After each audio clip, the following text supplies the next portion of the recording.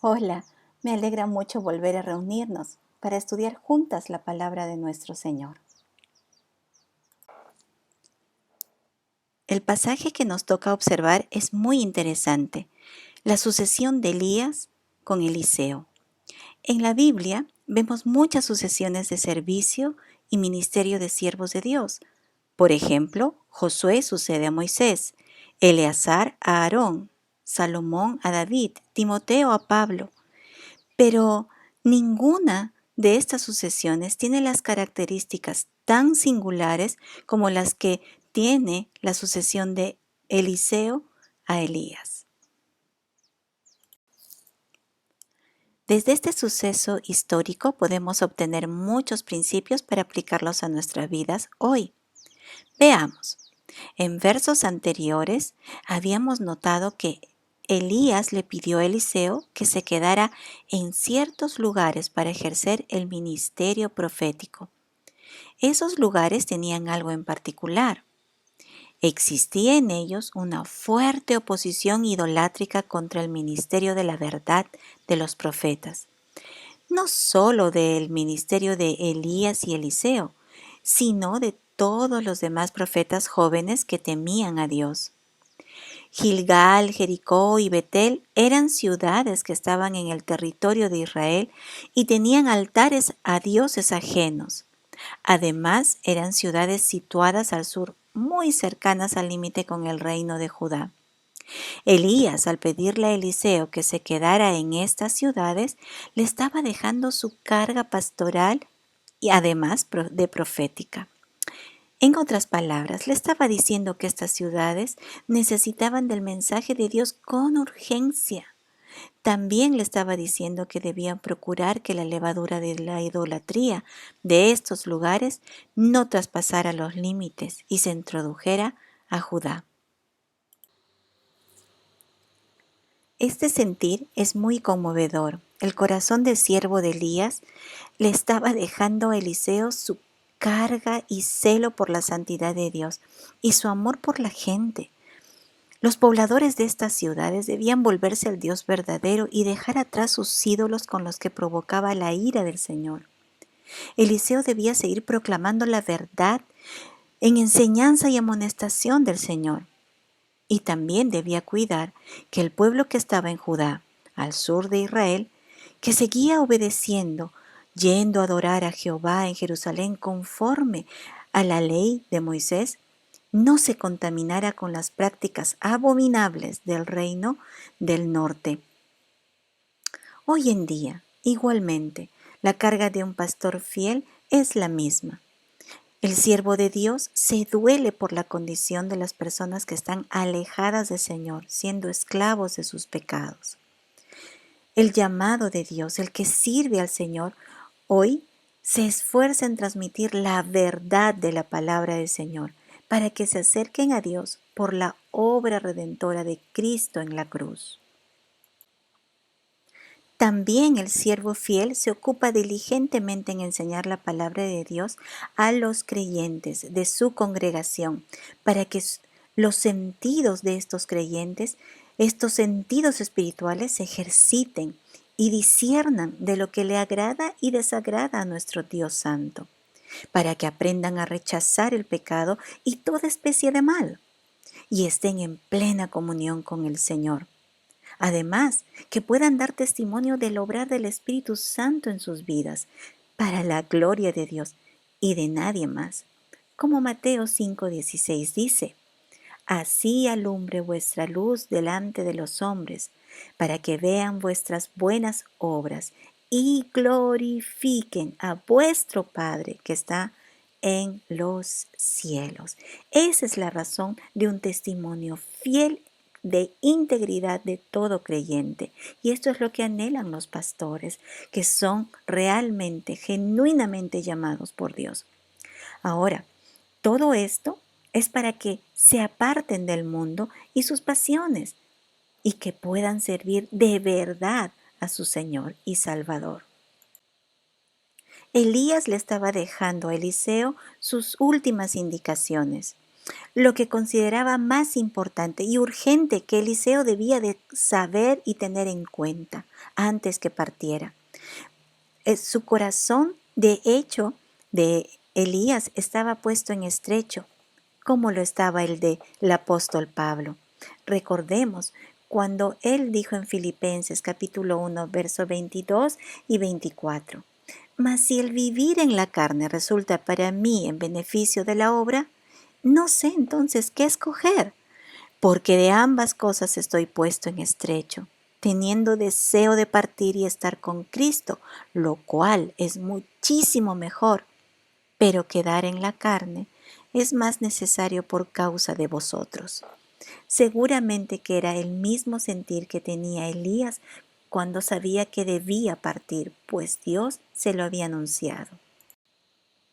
Ahora bien, Elías, después de llevarlo por ese recorrido de lugares, Gilgal, Jericó, Betel, finalmente lo llevó al Jordán, un lugar emblemático para el pueblo judío y muy simbólico para el creyente.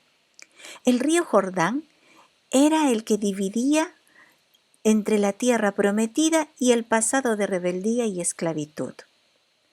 Cuando Josué conducía al pueblo de Israel para poseer la tierra por heredad que Dios mismo les había entregado, debían cruzar el Jordán, el cual estaba con su caudal en ese momento sumamente crecido. Pero éste se abrió portentosamente cuando los sacerdotes tocaron con sus pies el agua y cargaban el arca del pacto, llevándolo hasta el medio del Jordán. Así el pueblo pasó en seco. Esto lo puedes leer en el libro de Josué, capítulo 3, verso 14 hasta el 17. Eliseo conocía el evento perfectamente, y en ese momento Elías con su manto toca el Jordán y se divide el río, y ellos cruzaron hacia el lado oriental del río, donde se quedó Moisés, y no llegó a cruzar al otro lado del Jordán, pues fue mandato de Dios que él no vería, no entraría a la tierra prometida. Ahora, ¿por qué Elías lo llevaría allí para que viera aquello? Yo estoy convencida, creo firmemente que la enseñanza que Elías deseaba darle a Eliseo era que entendiera que nada de lo que le estaba encargando con respecto al ministerio profético y pastoral en cada pueblo que le había mostrado podía estar separado del poder sobrenatural del Señor. Eliseo tenía que saber que la tarea que le estaba encargando no era una tarea de fuerza y de voluntad humana, sino que era una tarea santa y de total participación de Dios, porque si no era así, entonces no lograría absolutamente nada en el corazón de los hombres a quienes ministraría.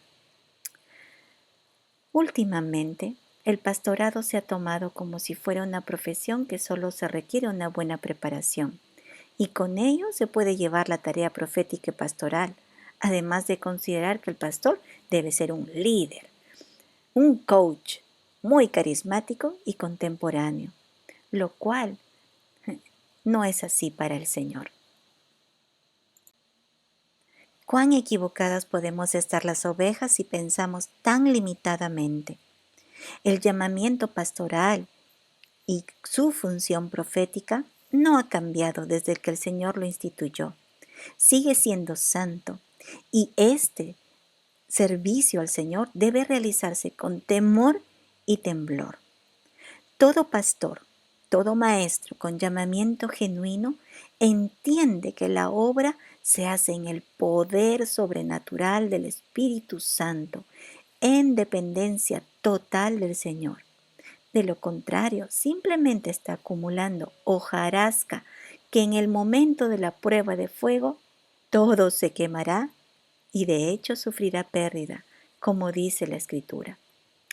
En verdad, nosotros como ovejas debemos estar agradecidos al Señor si es que tenemos pastores que le temen a Dios, que enseñan con fidelidad las Escrituras, que muestran amor y cuidado por las ovejas y aún y sobre todo cuando algunas veces el pastor tenga que corregirlas con firmeza por amor a ellas.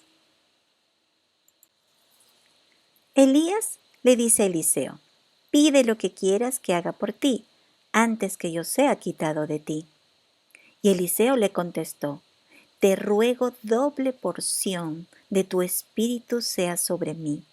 Es decir, Eliseo le estaba pidiendo a Elías como un hijo primogénito le pediría su herencia a su padre, cumpliendo así la ley mosaica en el derecho sucesorio. Esto lo puedes encontrar en el libro de Deuteronomio, capítulo 21, verso 17.